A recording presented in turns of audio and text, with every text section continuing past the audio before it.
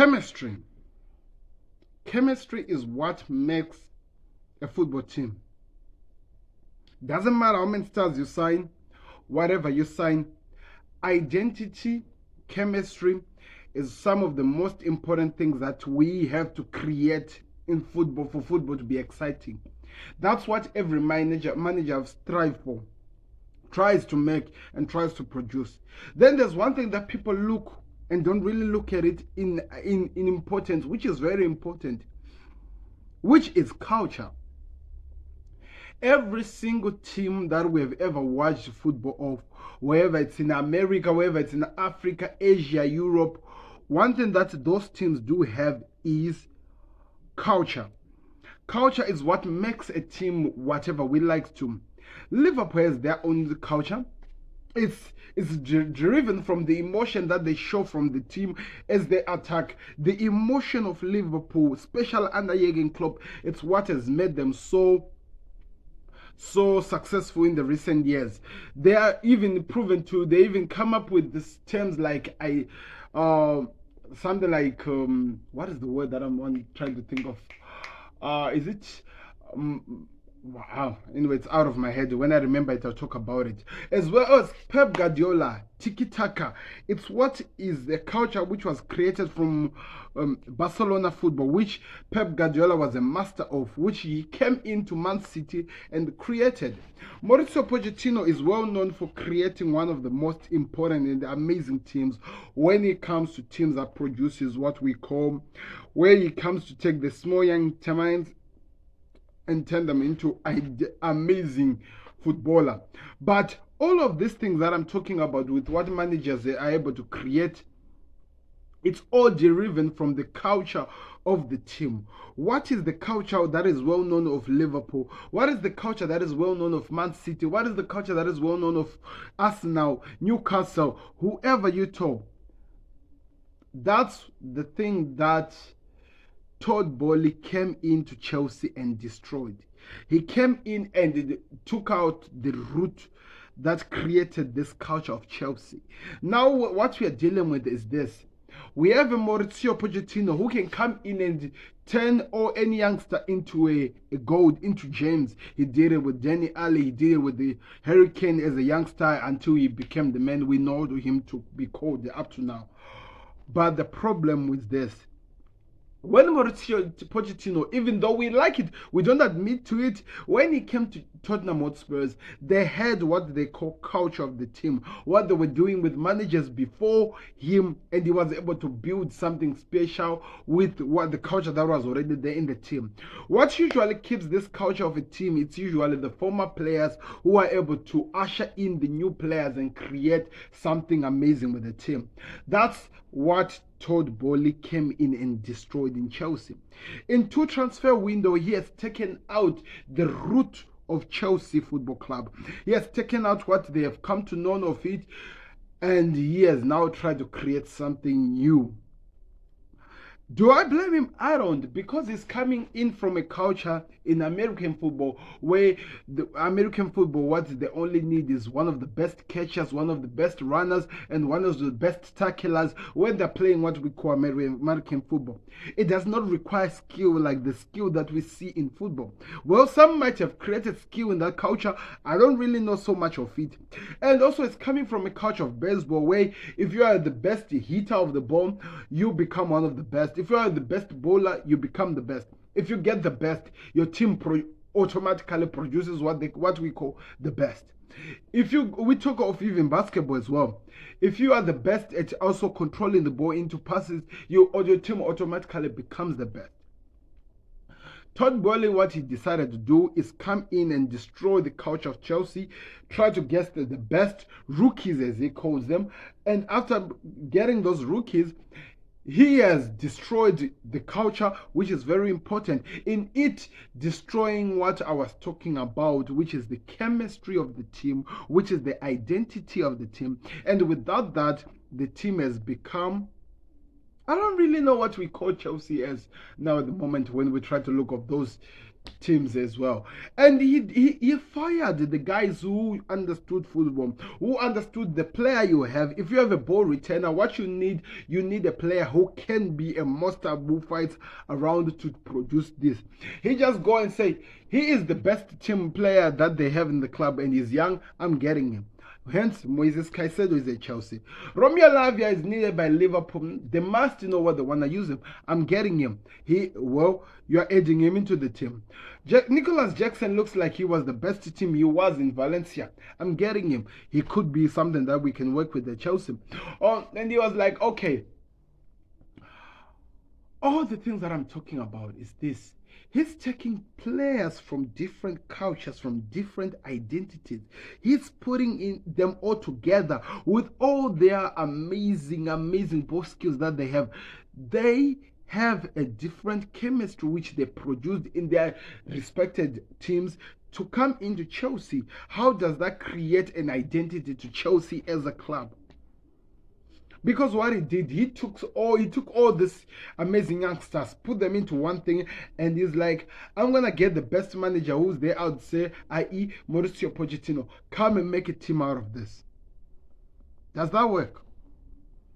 I needed to give you this because when we now look at the tactics, now we look at what Chelsea have done since Todd Boely came into the team of Tottenham of Chelsea Football Club. They've won 13 games. Since he came in, they've won 13 games. And in those 13 games, let's talk about what he has actually done as a manager. He has brought 30 different players.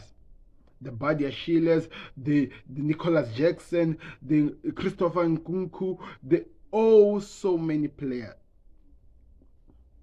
What does that mean for Chelsea as a club? What exactly does that mean when you now try to put it into the identity, the culture, what makes a team function? Where do you see Chelsea now next?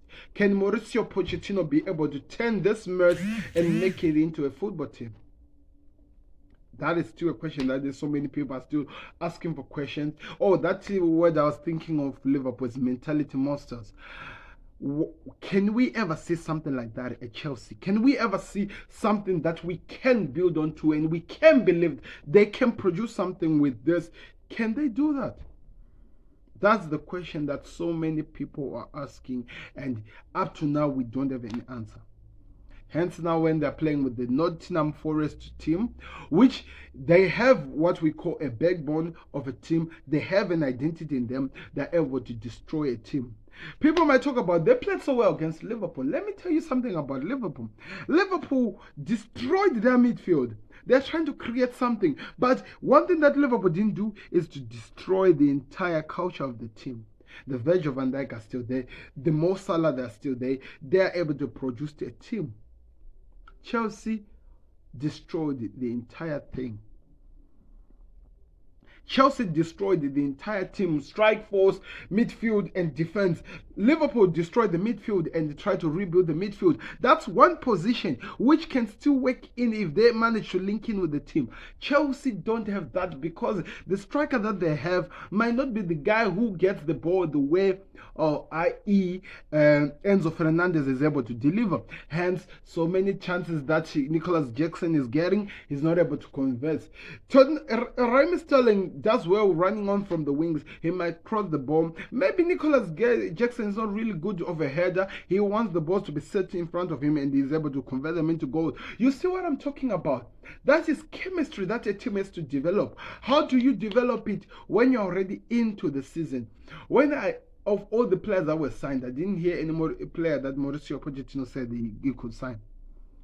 Hence, a team has won 13 games and they've signed over 30 players. Now the question is this: how are they going to be able to at least get come par into the signings with the players, with the games that they would have won in the Premier League? Can Chelsea be able to win the amount of games that they have signed the players? because at this moment it's like this. It's gonna be hard, and I'm not sure by the moment they reach to that 31 mark, they would have also signed more players. Maybe they'll have to go to a 50, because one thing that we've actually identified, they are not afraid of spending money. They are not afraid of doing so much. They are not afraid of actually doing so much, and hence losing to a Nottingham Forest, which what they're just good at is make sure that they do one counter attack, score a goal, then set up a defense, and it's hard for a team like Chelsea to break them down. It was a painful game to watch. I watched that game hoping that maybe Chelsea could produce something, but out of everything that I watched, there was nothing that was coming in the game. And in the very end, so many players are crying, so many people are hurt. That's what has destroyed Chelsea as a football club. And now we wonder, where do we see them going? What do they need to do? How do they actually rise from this? How do they create something meaningful? Because everything that they're trying to build, it's all ending up in shambles. It's still a long way to go. So many things can change, and maybe I'm just being overreactional. It's only 4 games, by the way. International break is coming. Most of the players are not going. Maybe Mauricio Pochettino will definitely be able to turn water into wine. Something might happen, but at this moment, this new season, they've won 1 game, they've drawn another, they've lost the other 2. So in other words, between winning and losing, which one is dominating into the team is the loss, something that they've continued doing. Enzo Fernandez, the most expensive player that they signed, has played with Chelsea and he has only managed to win, let me tell you, 4 games. And he came in last season. 4 games. That tells you everything about it. Now we talk about the new signing, Moises Caicedo. The guy was into the team. How many games he has won with Chelsea, as he is now alongside another British transfer record? Nothing. He has won nothing. One thing that people have to understand, as much as Moises Caicedo is a good player, he became an amazing player in playing on a double pivot with, now this is very important, with Alex McAllister. Maybe that's one of the reasons why Liverpool were bidding so much money for him, because they wanted to create that chemistry that worked at Brighton of a double pivot defensive midfield of Moises Caicedo and Alex McAllister, while the likes of Szoboszlai, maybe now we have Romeo Lavia or Gravenberch could be working going forward. You never know. You didn't know, and you can't understand now, because they're all Chelsea, and what are they producing? Nothing. So Chelsea Football Club lost against Nottingham Forest by 1-0, and they just looked like they could not produce anything. One of the miss of the season was produced into that game. Nicholas Jackson got a chance to score after Sterling did all the dirty work. The goalkeeper is down, has gone in on the corner with Sterling. There are too many defense. The guy hits the ball on top of the bar. That summarized the game. I'm out. Let's move on to the next game. So there were many games that were played.